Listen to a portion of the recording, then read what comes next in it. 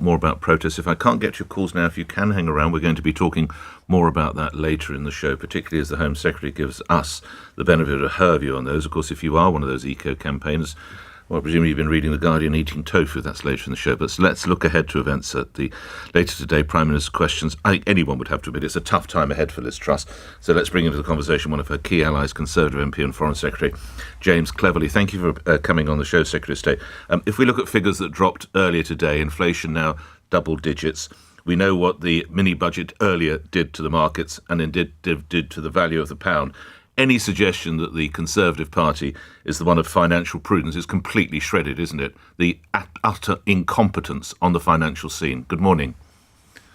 Yeah, good morning, Nick. Obviously, we've seen the inflation figures. It's not where we want them to be. Nudging just over 10% is something which will understandably be of great concern to a whole load of people that have mortgages or other kinds of borrowing.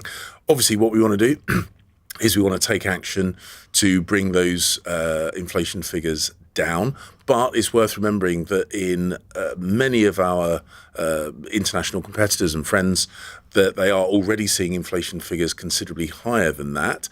And actually, the decisions that we took to help people and businesses by putting a cap on the cost of energy has actually had a downward pressure on those inflation figures. Yeah, they're not where we want them to be. But that's just been reduced to 6 months, Mr. Cleverly. It's gone from 2 years to 6 months. You're not going to hold this up as a jewel in the crown of your policies, surely.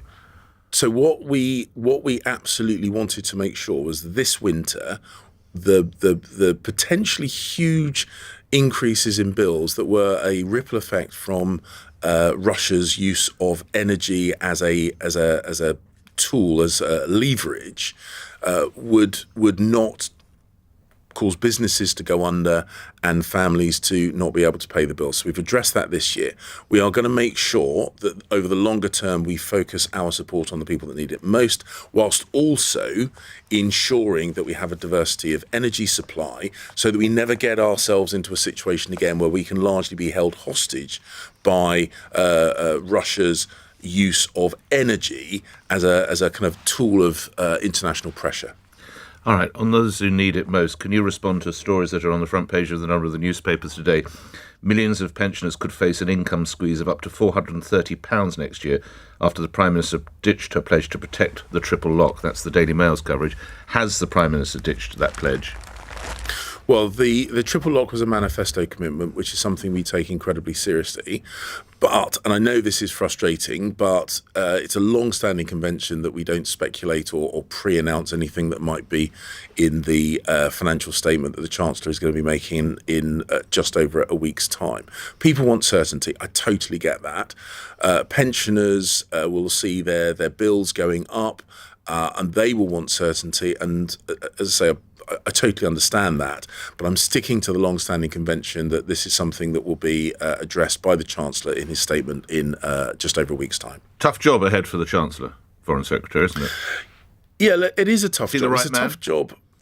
Look, Jeremy is absolutely the right guy. He is a very smart, a very experienced minister. He's been working very, very closely with the Prime Minister to help us do the thing we all want to do, which is weather these difficult times ahead. And they are going to be tough. They're tough for us. They're going to be tough for countries all across the world. And get us back delivering for the British people, getting those infrastructure projects built, getting those things that will stimulate economic growth. That's what we want to be getting on with. That's what the British people want us to be getting on with. If he's the right guy, where's his mandate? I remind you, he has twice run to be leader of the Conservative Party, so he's a two-time loser. And in his last attempt, he finished fifth, and he couldn't persuade 30 of his colleagues to back him. Mr. Cleverly, why is he, quotes, the right guy, and where is his mandate? So he's the Chancellor. He ran for leader of the party. He didn't get that. Liz I think we know that, the competition to become the leader of the party. He's the Chancellor. The Chancellor is appointed by the Prime Minister. Prime Minister... Where is his mandate within the party? He couldn't get 30 of his colleagues to support him last time out, earlier this year. because he was running to be leader of the party. He's the Chancellor. He's appointed by the Prime Minister. Wrong, actually, he's appointed by the King on the advice of the Prime Minister, if we're going to be really technical. But the point is, he is working closely with the person who was chosen by the party to lead the party and so he therefore doesn't lead have a the mandate, government. does he? He has the mandate given to him by the Prime Minister, who is always the person that appoints the Chancellor. Let's look at other matters perhaps more on your brief, in fairness to you. Sure. The senior Chinese diplomat should be expelled from Britain over his hand in the punishment beating of a peaceful protester at his country's consulate. This was on Sunday. I'm sure you're aware of this. Just to remind my listeners, a man was taken to the street in Manchester and assaulted by Communist Party officials in riot gear after he displayed a mocking image of the Chinese president. Should this then diplomat be expelled in your view, Foreign Secretary? Well, we summoned the Chinese chargé d'affaires to the Foreign Office Where's yesterday. the ambassador? Is he not in the country? The ambassador's not available at the see. moment, so it's the most senior official that was available. So we summoned the Chinese chargé d'affaires to the Foreign Office, where my officials made it absolutely clear that this behaviour was unacceptable, that that this peaceful and lawful protest was an important part of our culture and values, and those must be respected. It's a long-standing convention that you respect the culture of your host nation. My understanding, or not my understanding, the Greater Manchester Police are conducting an investigation, and once I have more details of that, we will make a decision about what else we might do. But we've made it absolutely clear that we believe this conduct to be unacceptable. So expulsion is a possibility. Look, I'm not going to speculate, Nick. I'm not going to speculate. But the point is, we have absolutely made it clear that that this behaviour has no place in the UK. How widespread does the British government understand the unrest in Iran to be? Well, this is something that I've been looking at very closely. What we are seeing is a grassroots manifestation of the frustration that the Iranian people, particularly women, but not exclusively, have with the Iranian regime.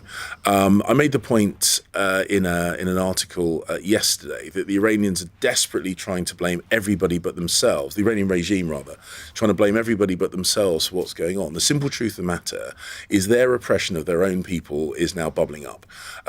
They could and should conduct themselves very differently. And the Iranian people themselves are demanding that the leadership do so. We're keeping a very close eye on this, but I think the people that should be keeping an even closer eye still is the Iranian leadership, and they should respond to the calls of their own people.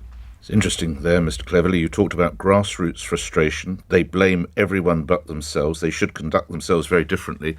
Some of my listeners think you're talking about His Majesty's government there, Foreign Secretary. Yeah, well, there is it's grassroots a nice line. frustration. These are your it's words, a nice line, Nick. These are grassroots frustration. They blame everyone but themselves. They should conduct themselves very differently. Why not give the people a general election?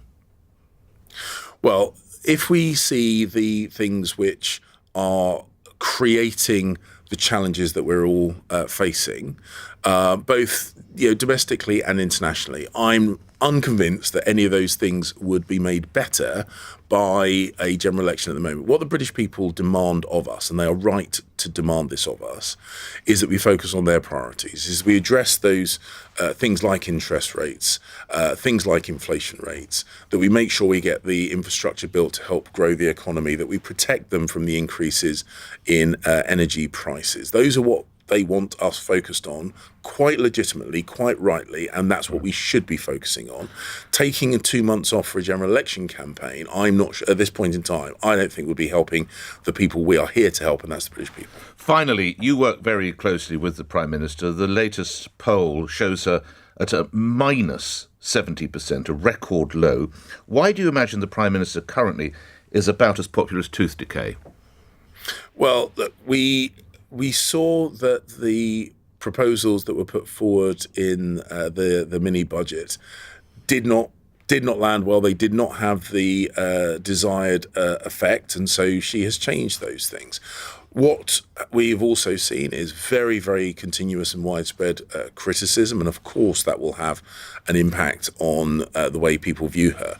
What she wants to do, what the government wants to do, and this is absolutely right, is to be focused on delivering for the British people.